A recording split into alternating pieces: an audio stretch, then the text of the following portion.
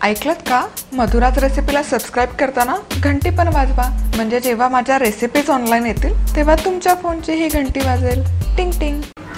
नमस्कार, मी मधुराज रेसिपी मराठीमध्ये तुम्हा सर्वांचं खूप खूप खूप मनापासून स्वागत. आज आपण झटपट पान लाडू कसे बनवायचे ते बघतोय. नो कुक रेसिपी आहे. गॅसचा वापर इथे आपण करत नाही आहोत. साधी सोपी. आजकाल खूप सारा रिक्वेस्ट होत आहे कुकिंग कॉम्पिटिशनसाठी, नो फायर रेसिपी दाखव, ही रेसिपी दाखव, ती रेसिपी दाखव. तर ही अगदी सोपी, खायला इंटरेस्टिंग आणि दिसायला जबरदस्त. तर इथे एका बाउलमध्ये मी सुका मेवा घेतला, काजू, पिस्त्याचे थोडेसे तुकडे आणि बदाम हे असे रफली कट करून घेतले. यामध्ये आपण काय करतो, यामध्ये घालतो आपण गुलकंद. तर हे बेसिकली स्टफिंगचा पार्ट आहे. आपण स्टफिंगची तयारी करतो. गुलकंद घालून झालं की यामध्ये आपण घालतो 1 चमचा डेसिकेटेड कोकोनट. सुकं किसलेलं खोबरं पण तुम्ही यामध्ये वापरू शकता. त्यानंतर बडीशेप 1 चमचा. त्या बडीशेपमध्ये थोडीशी धना डाळ पण आहे. टूटी फ्रुटी 1 चमचाभर. वेलची पूड 1/2 चमचा. आणि जायफळ थोडंसं चवीपुरतं. अगदी 2 ते 3 चिमटी पुरेसं आहे. या स्टफिंगचा फ्लेवर खूप छान येतो, चव भन्नाट येते. आता हे मिसळून घेऊ.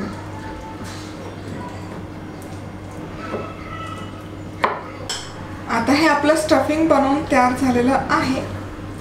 हे स्टफिंग ठेवून देऊया बाजूला. एक बाउल घ्यायचा. झटपट रेसिपी आहे, फार काही जिन्नस नाही लागत आहे. आता इथे 1 कप डेसिकेटेड कोकोनट घेतलेलं आहे. अर्धा कप मिल्क पावडर.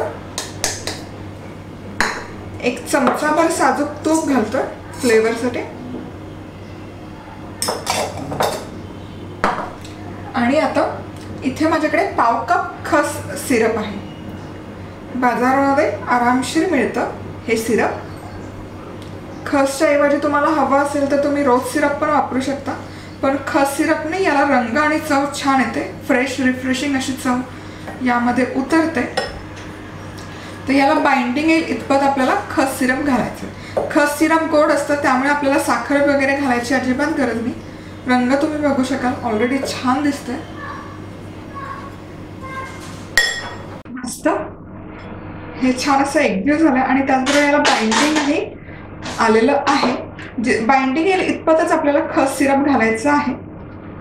जबरदस्त. आता याचे लाडू वळायचे आणि हे जे स्टफिंग आपण बनवलं हे मध्यभागी घालायचं. तर छोटासा गोळा घ्यायचा आहे तो आणि याच्या मध्यभागी आपण हे स्टफिंग स्टफ करणार. आणि हे आता आपण क्लोज करूया.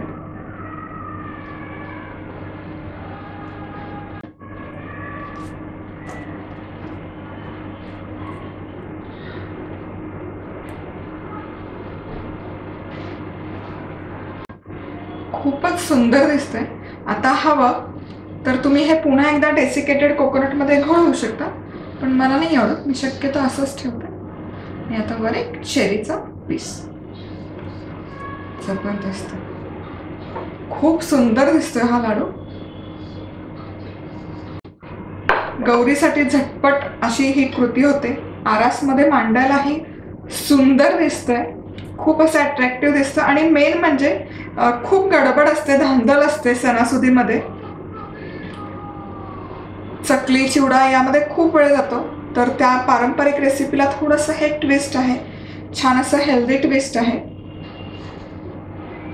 आणि दिसायलाही सुबक आणि सुंदर. हे बंद करायचं आणि लाडू करायचे. असं इतक्या झटपट आणि घरी बनवलेत असे अजिबात वाटत नाही इथे लाडू बघितलं. आणि मेन म्हणजे चव खूप रिफ्रेशिंग येते या लाडूची. खाताना कळत नाही नक्की यामध्ये काय काय आहे. परफेक्ट. खस सिरप मस्त कॉम्प्लिमेंट करतं या रेसिपीला. पुन्हा एक करून बघूयात आपण लाडू.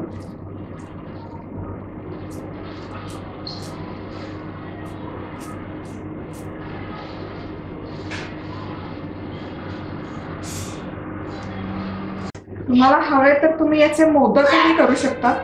छोटे मोदकाचे मोल्ड घ्यायचे, मध्ये हे स्टफ करायचं आणि तुमचे हे झटपट असे पान मोदकही तयार होतात. अगदीच लाडू वळायची गरज नाहीये.